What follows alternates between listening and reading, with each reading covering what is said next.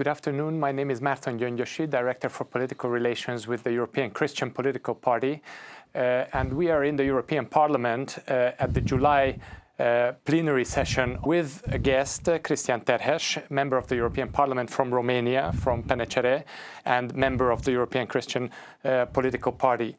And the topic we would like to discuss is a real hot topic, and the question of enlargement. The European Parliament was discussing three reports by the European Commission for the year 2025 on three candidate countries to the European Union: Serbia, Moldova, and Ukraine. Yes. These are the three countries which are candidate countries. They are all progressing at a different pace. They are three different stories altogether.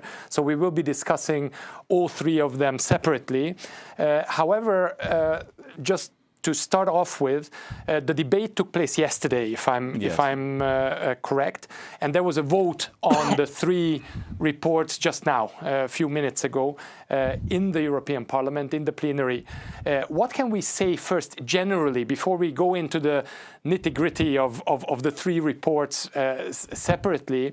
What is the feeling about EU expansion, given the fact that it has become less of a technical debate and more of a kind of geopolitical discussion with the war in Ukraine, the Russian-Ukrainian war going on, with foreign interference from Russia, with the threat of the US disengaging from Europe, and more talk about common security and common defense. So what's the general atmosphere amongst the members of the European Parliament in such a debate, reflected perhaps also in the voting concerning expansion? Well, I think the issue of enlargement, it's a very complex issue, and you have to look at it from different perspectives. And if we look how this concept and how this process evolved, we can see, historically speaking and economically speaking, that every enlargement that took place over the past 6 decades, of this European project actually brought more prosperity and more stability, not only for the country that became part of the European project, but for the entire European project. So I think this is the presumption that we have to start from, that enlarging the European Union further to the east will bring more prosperity to everybody, to those countries as well as to countries that are already part of the European Union. This is the general concept that, not only us here in the Parliament, but even scholars agree with. Now, from here, when you go down into details, now this is where the devil is, as is said, that the devil is in the details. Because every country has its own particularity. Every country has its own issues. So the idea is, considering the fact that European Union is juggling right now different integration processes, of countries that are at different stages, that enter the process later on, but on certain things are way advanced compared to countries that started this process way, years in the back, and they are not as advanced. So this is the reason why the focus right now and the discussion here, I will not say the focus yet, but the discussion, I would say, is more onto the geopolitical aspect of it. And that's my position as well. The accession process from a technical point of view, that can be easily achieved, for example, making sure that the European acquis copied and implemented in those countries. Here the Parliament, the government can do everything, let's say, pretty quick. But you have certain political decisions that you have to make in your country, in the country that want to be part of the European Union, as well as in the European Union. First, what kind of enlargement process do we want? One where, once these countries are part of the European Union, do they have full vote? Can they block certain decisions? In the Council. In the Council. You see this debate right now with, for example, here Viktor Orban, I think. Well, he's out, so his he's out, but he's fruits of his labor. Yes, sure. Are still here. Yes. And people are kind of concerned that, okay, we might like this prime minister of this president of whatever country right now, but what about if somebody else comes? and this country is part of the European Union, so they can veto certain things. So we have this debate. But the general concept, sorry, just to make it clear, is whether full membership is the only allowed, is the only rule of the game, that you either tick all the boxes and you join as a full-fledged member, At the end of the process. At the end of the process, or we have grown too big and we should allow for some kind of transitional membership whereby you can come into the become a member of the European Union, but with certain restrictions, for instance, with no veto right or no That's vote exactly. This is in the council. So this is the discussion that we are holding right now, because realistically speaking, we are in the following situation. In order to check all those boxes, as you said, like from the first, all the clusters, all the chapters. Yeah, it's a long time. It's a long time. Do we have that time? Because each one of these countries will have elections at least every 4 years. At least every 4 years. But in the meantime, they have, let's say, parliamentarian elections. 2 years after the parliamentarian election, they have presidential election. After 2 years, they have parliamentarian elections, local elections. And on the other side, you have Russia, for example, that is trying to influence the political process and the elections in this country. So by longer we wait and the longer we push a decision, the more leverage we give to Russia and more arguments, propaganda arguments, to say to the people in those countries, you see, they are just messing up with you. You know, they are not committed. They are just over-promising and under-delivering. You know, come with us, and we don't care if you have corruption or something like that. So this is the debate that we have right now, and in my case, I'm leaning towards creating a process where these countries can make the first step, so they are already in. So they can enter the EU. Exactly. So they are in, not fully, so to speak, but once they are in, now you fill up all the other requirements. Doesn't that give a bit of a secondary citizenship style status, which is depends how you look at it. I'm just asking as a. That's a legit question, and I'll give you a legit answer. Something is better than nothing. So from having nothing, and being part of this, not fully, let's say, a member with all the rights as all members, it's okay. Well, Romania and Bulgaria, when we joined the European Union in 2007, we have the cooperation and verification mechanism report that verified and overseed everything that was happening in Romania as far as the judicial system is concerned, right? Were we a full member from the beginning? Yes. We had this mechanism. We did not like it. Even I criticize it, not the mechanism per se, by the way it was used. Yeah. Because now you have the third aspect here. The bureaucratic process in Europe, in Brussels, as well as the bureaucratic process and the political decision at the national level. Yeah. Because if Brussels, for example, is asking for a stronger fight against corruption in whatever country. We are not singling out any country, but this is a fight that it's necessary, not because Brussels is telling you to do so. Because it's good for you. It's good for you. Yeah. Me as a Hungarian, I can relate very well to that. Me too. After Viktor Orban's 16 because years. we've been in Romania to these two extremes. Yeah. Where we had no fight against corruption, and then we had fight against corruption that was corrupted. Yeah. And turned into actually an abusive system that compromised the fight against corruption, the trust in the judiciary, and increased the corruption. Yeah. So now you are in a situation where people do not know what to do anymore. People are still complaining that there's corruption, but there's no investigation. If there is an investigation, people are not trusting the investigation, considering the past. So it's a very, very sensitive game. So what I've been telling to everybody, all the diplomats and all the politicians that I'm meeting from these countries, especially I'm talking, Eastern Europe, especially these issues regarding judiciary, fighting against corruption, independence of the judiciary, do this for yourself, not for Brussels. You have to do this not because we are pressuring you to do it, because at the end of the day, I told the guy, hey, it's your country. Do you think I care if you steal the money from your people? But at the end of the day, I said, do you want a country where people are, leaving your country because they cannot find a proper job there? No. You see, you do this for your people, and it will help you politically. because people will see they are fighting for a cause that is good for you. At the same time, I told both the bureaucrats in Brussels and the national leaders, be very careful with excesses. I was part of many negotiating procedures here for some of these reports.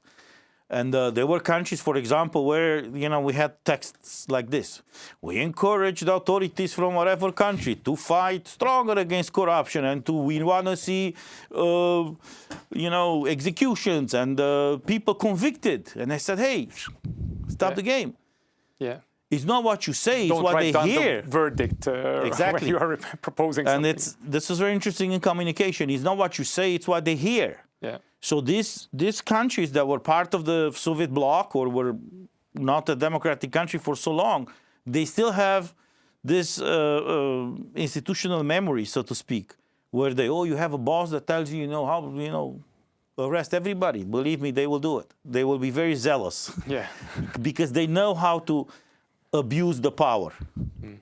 What we need to teach these countries that are new in this democratic game is how to control that power, how to use that power that they have, all these institutions, to put it for the good of the people, not for the good of a person or just for an image or to check a box, because somebody in Brussels said so. But this is why there is an enormous, sorry, just to insert, there is enormous, as I read the three reports, there's an enormous emphasis on educating the civil service, on the authorities and the independence of the different institutions and authorities. Yes, because there is this type of culture that you described very well in post-socialist countries, whereby everything is top-down and everything is subordinated to the central power.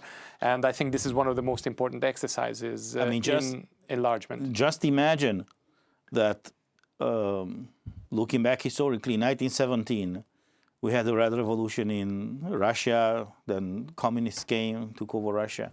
So from 1917 to 1946-47, when USSR occupied the majority of Eastern Europe, they were able in 30 years to fine-tune an oppressive system from a legal perspective, that once they occupied a country, they knew exactly in a matter of weeks what to do.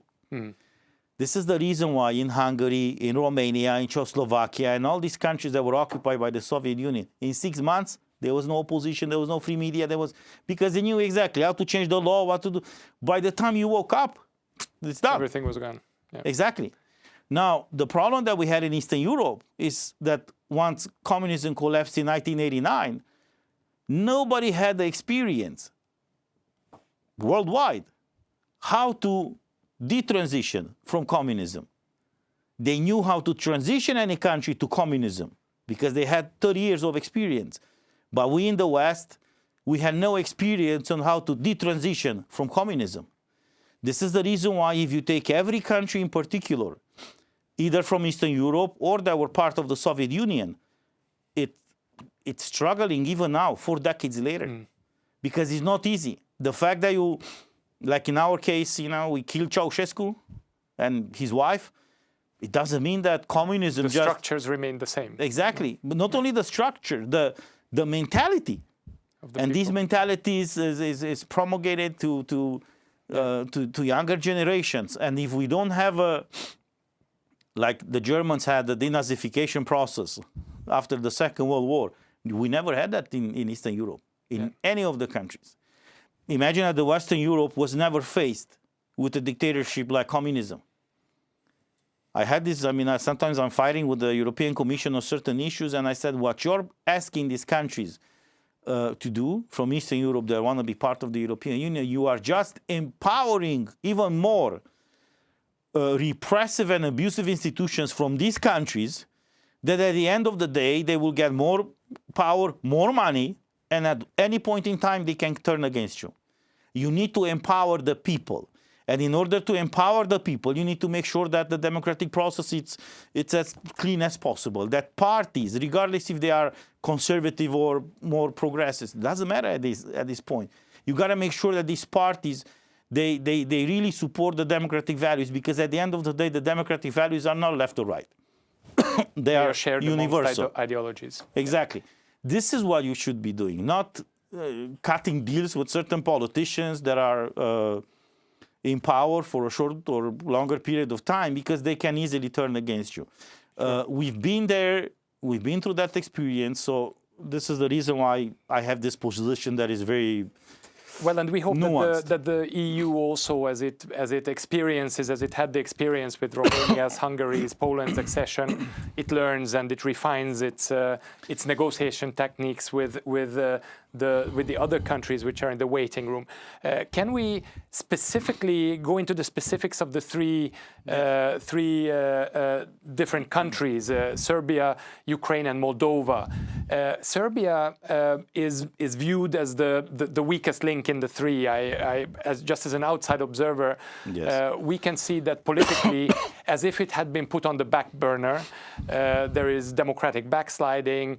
The general perception is that Serbia is not doing the necessary steps to progress with the enlargement. Is there anything specific we can say about Serbia or the Serbian report of the Commission on 2025? I was not negotiating on this file, but I was tabling certain amendments.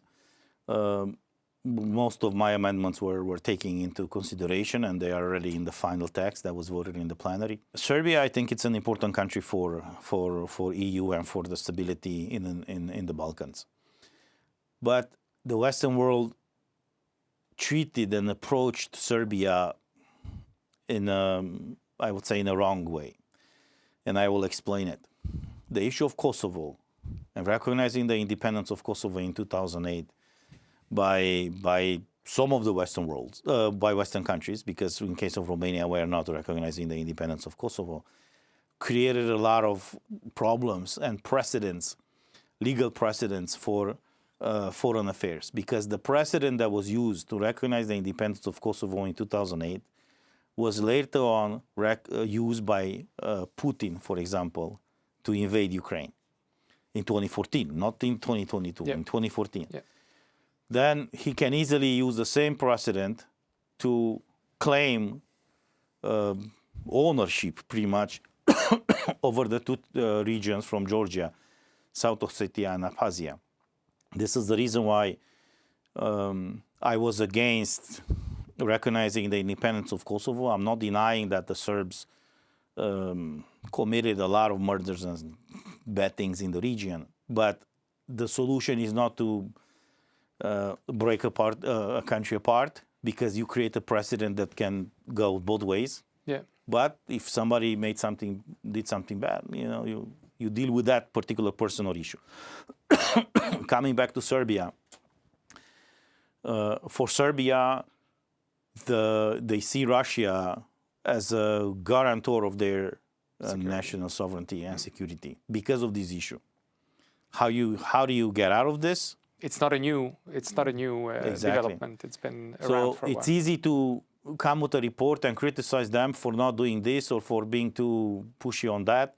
But at the end of the day, they have their own national interests. You might not agree with it, but at least you need to take note of it. And not many people do. Because the Western politicians have this tendency where they look at everything very superficially. Just because we have a majority here, that means that the world moves, from, instead of the sun moving from east to west, it moves from west to east. It doesn't work that way. So the way I approach Serbia, for example, is with an open mind. I told them straightforward if certain things are not done the right way, but I also understand why they have certain concerns and comments. Now, starting from this, we need to develop a relationship where we take into consideration their needs and their wants in this process. For example, in this in the report on Serbia, for the first time, there are certain things mentioned based on my amendments. One of them being that the Serbian authorities should recognize the Vlach minority as a Romanian minority. The terminology Vlah, it's a slang, so to speak, that was used like 200-300 years ago, when certain populations or countries, from that area called the Romanians. In Hungary, we had Olah, which is I Olah. think, the Vlach equivalent in the Hungarian language. Yeah.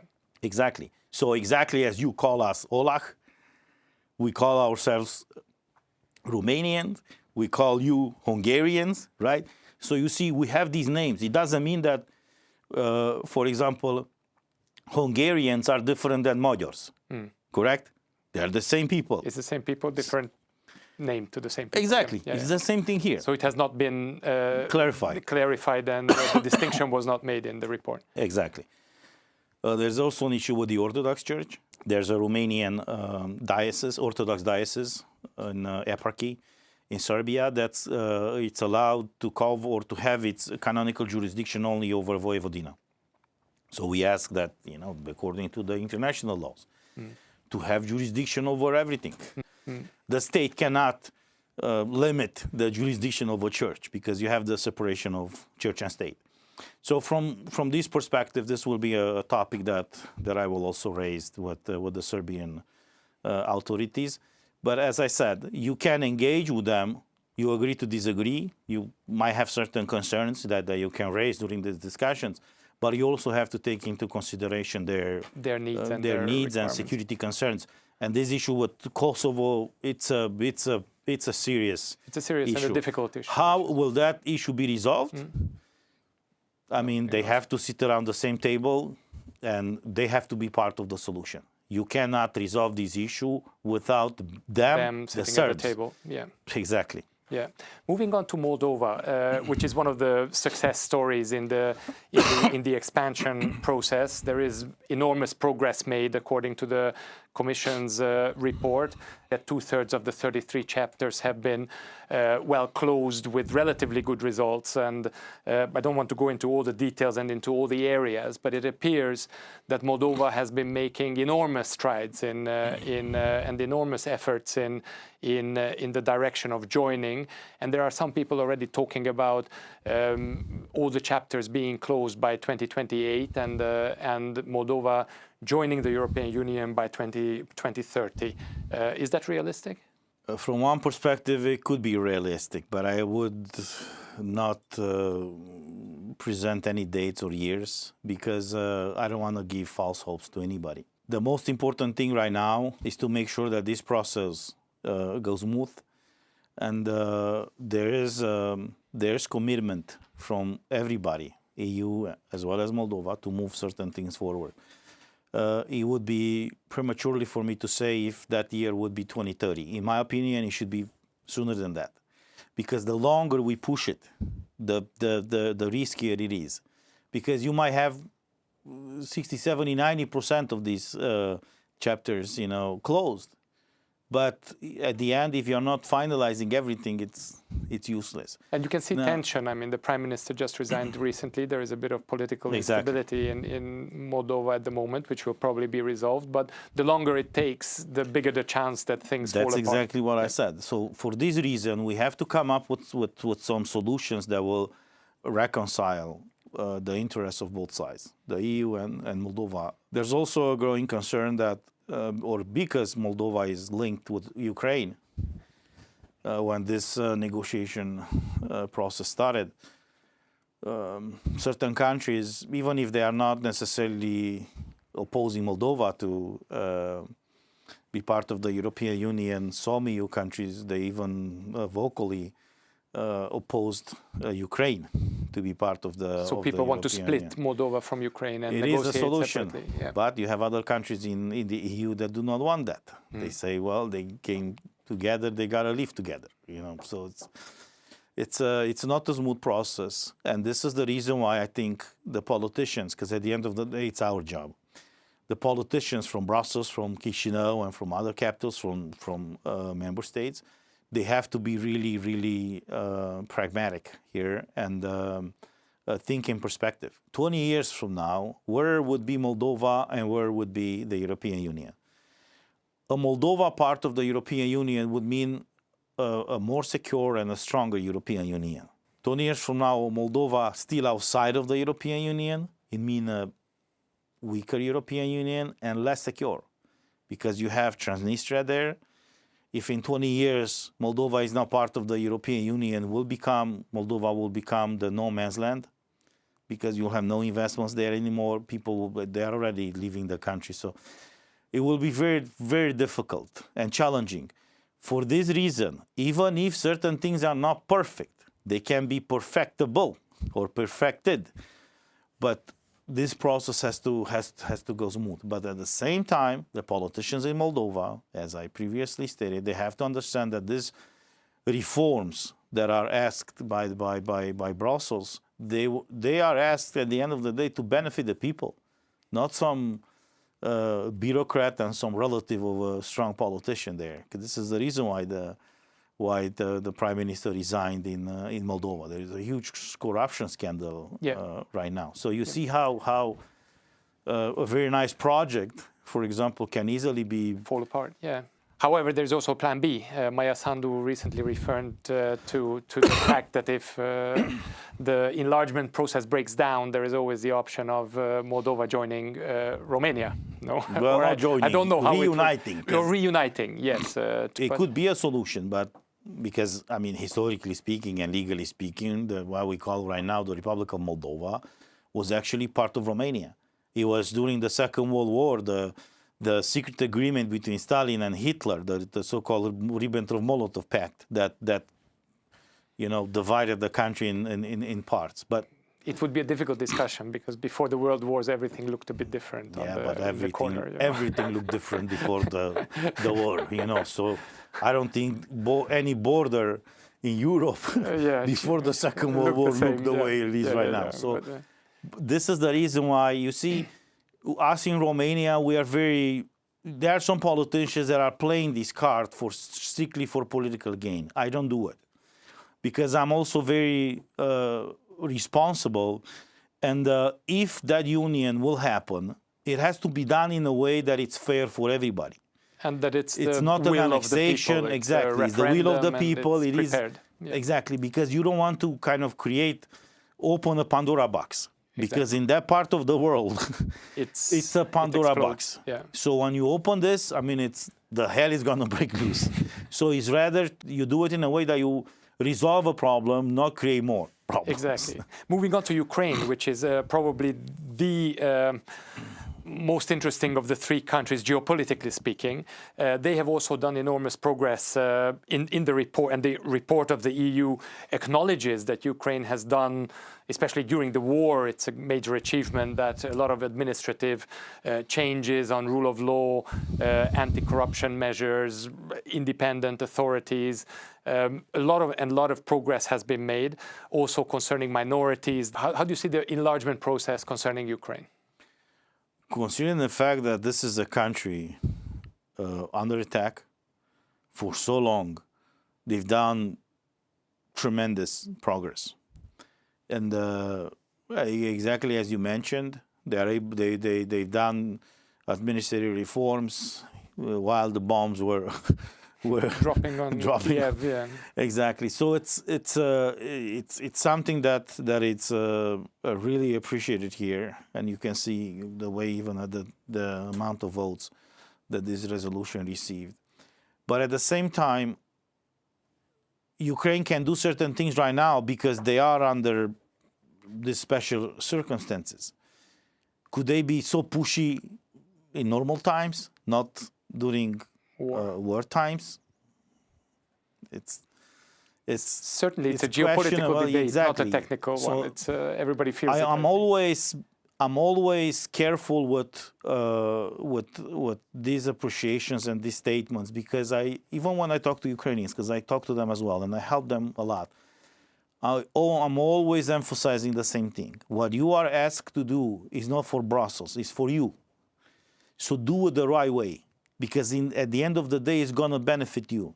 If whatever you do, you overreach, Russia is going to use that as an argument to turn the people against you and against the European project, claiming that you committed abuses and stuff like that just to please Ursula von der Leyen. So you have to be careful. So, I mean, people get it, but it's a very, very nuanced process. On other issues, for example, you can have very strong and unequivocal statements. But when it comes to countries like Serbia, Moldova, Ukraine, considering the circumstances with wars, with this, the past, you have to be very careful. I mean, at least that's my approach. Because otherwise, you are not benefiting or helping them to achieve certain objectives if every day you're just either criticizing them or just praising them. You need to be able to find this balance. If you criticize them not because you are against them, but because you want them to be better. When you praise them because they've done something good and as an encouragement to keep going, not that they don't have to do anything any longer because they've done it and it's a done deal. So it's a learning process, I would say. But in the case of Ukraine, one thing in particular, and I was pleased to see that in the final report that was voted in the plenary, there was another paragraph that was based on my amendments to this report. Russia is mingling, so to speak, in the Ukrainians' affairs through the Orthodox Church, and they've been doing that for a very long time.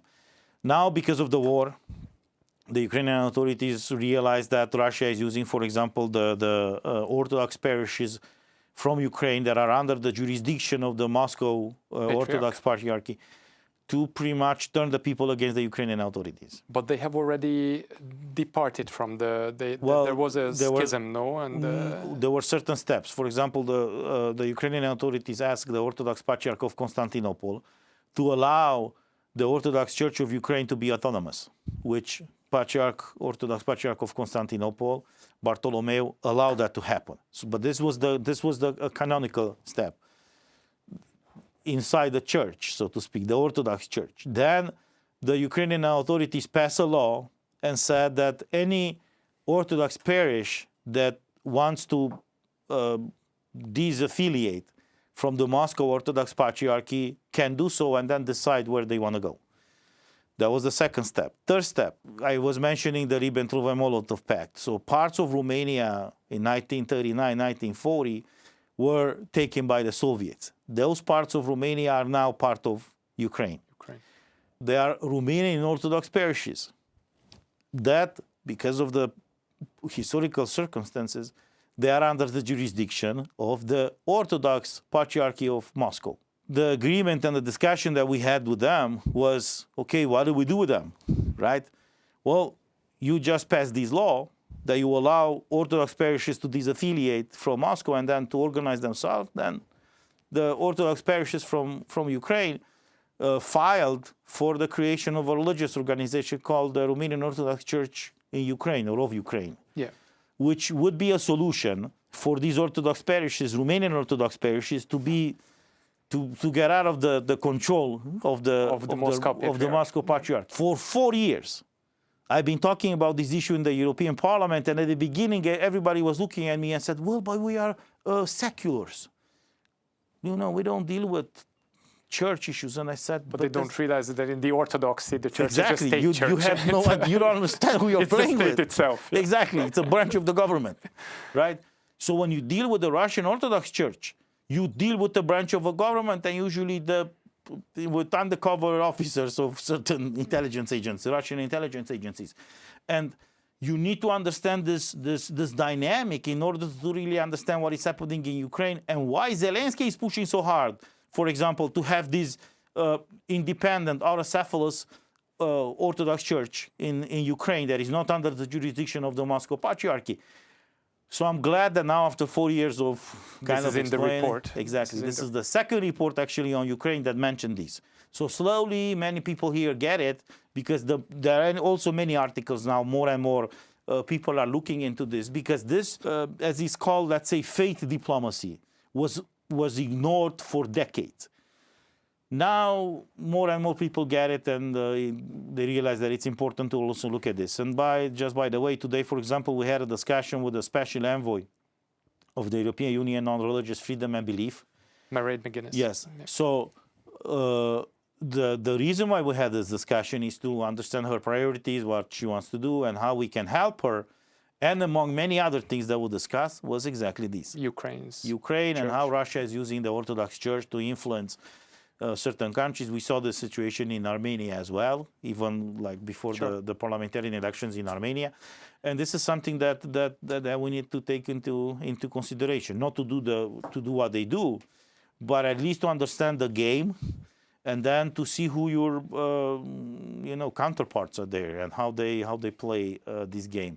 But in particular for Ukraine, I have to say that what these people are doing, it's unbelievable. To resist and to fight back and to build the country at the same time. To destroy so much stuff in Russia, it's unbelievable. So I think we will get to a point, not necessarily in the EU, but for NATO. I think NATO would be way, way stronger with Ukraine in than out. Especially with the experience from the battlefield and with the only country that has investment and technology that has battlefield experience, because this is something else. The kind of warfare that is fought right now, that the way it evolved and remodeled after the war in Ukraine, that only is Ukraine, Russia, North Korea, and what other countries? Maybe Iran now with the war, that have battlefield tested experience on how to fight this new type of warfare. All the others, they live in the old times, with the so-called war of maneuver, where you move 300 tanks over here, 10,000 people over there. But with no battlefield experience. And exactly. It's not going to happen anymore. Enlargement is going to be a topic for, I think, years to come. And I'm sure that we will, even outside of the agenda of the European Parliament, discuss this topic more in the future. But thank you very much for covering the 3 countries and the 3 reports that were adopted by the European Parliament. Cristian Tereș, thank you so much. Thank you so much for having me. Hope to see you in September again.